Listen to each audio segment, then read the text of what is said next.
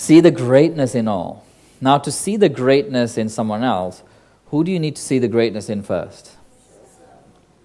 Yeah. Some of us are very good at giving ourselves a really hard time.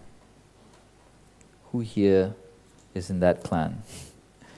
The beat myself up, beat the shit out of myself up crew.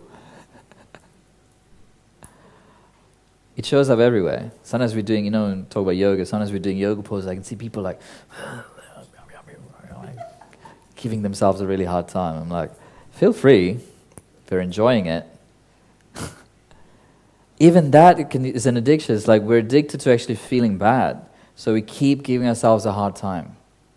So if you have a step somewhere along the way that says, beat myself up, my recommendation to you would be take that step and throw it away. Because it's useless. How many of you found it's been useful? Ever? Served any purpose ever? I'd like to hear how it's useful. It's never useful. So take that step and just throw it away. Giving yourself a hard time, beating yourself up, putting yourself down. You found once when it's useful?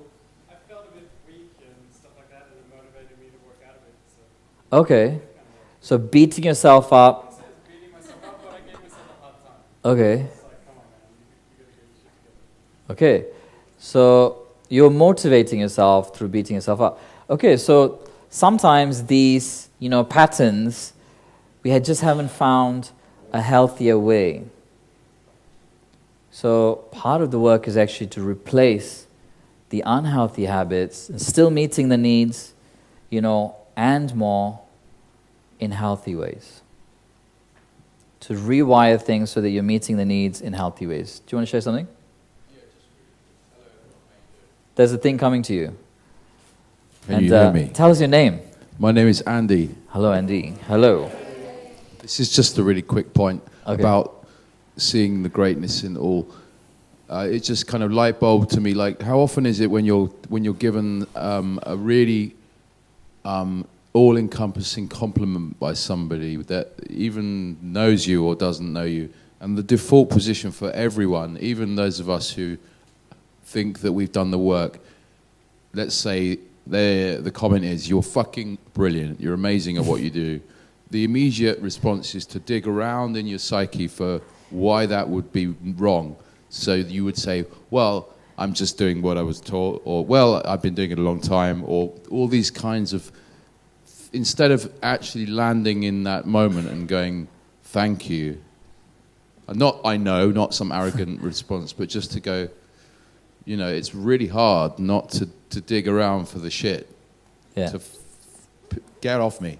Someone's actually like I'm a yoga teacher, and this isn't an opportunity for me to tell you. Stand up so we can see you, please. I'm a yoga teacher. This isn't an opportunity for me to tell you that I'm a fucking amazing one, but I am. But that's not what I'm here. Tell us more. That's not the point. The point of standing up was that a student came up to me today. It doesn't happen very often. It does happen quite a lot, but not this often. And he said he'd been practicing for 10 years, and he thought I was the best teacher that he had practiced with. And normally I would have done, well, I've been teaching for 5 years, and you've obviously found the right person. And I just went, thank you, and it just felt weird. I went, thank you. Have a great day. I didn't need to do the thing. Let's find a way to deflect this greatness because it's too awkward, or let's look for the shit reason why he likes it.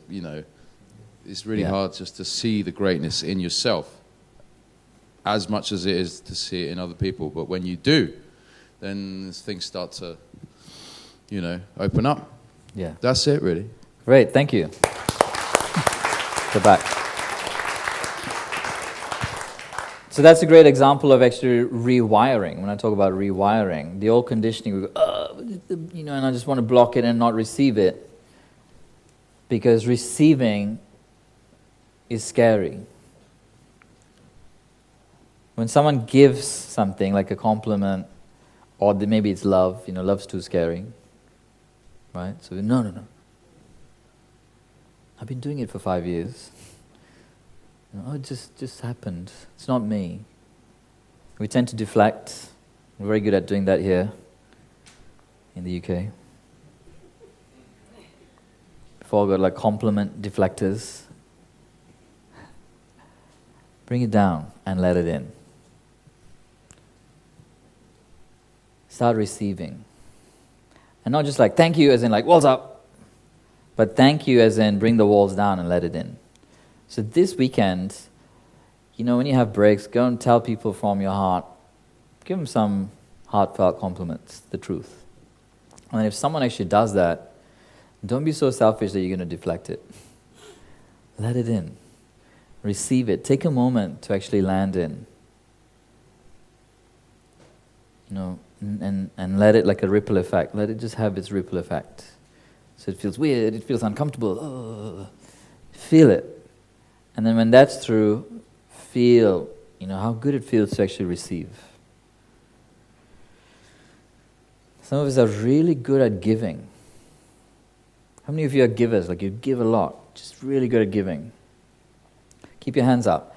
And how many of you, those people who are really good at giving, do you love receiving? Oh. 4 people out of that whole group. Why is that? What do you think? What's your guess? Pardon? Humble. Is that the label? Okay. Humble. So you like to give, but you don't like to receive. And it's called humble. Yes? No, it's about control. About control. Tell us about that. Teach us a little bit about that. Yeah, it's coming. Once he wakes up. Thank you, Anthony. Thank you. Hi everyone, I'm Ingemar. Hi, Ingemar. How is Only it wanting, sorry? How is it control? Only wanting to give and not wanting to receive is about control, I think, because that allows you to sort of be safe. You're in charge of what you're giving. But when you start receiving, and I think this is why, especially here in Britain, you like to deflect compliments, is because there's like an implied debt there. Someone says something nice to you, and then you feel like you're somehow indebted to that person. Yeah. So, and I think that sort of applies to the idea of receiving. And also you feel good when you receive. You're doing something that has sort of a societally approved value, if you like. Uh-huh.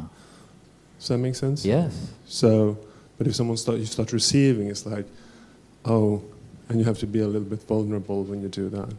And it's not always a comfortable place. Yeah. I think that's it. The V word. Okay, thank you. Thank you. It is about control. And you can call it humble, you can call it whatever you want.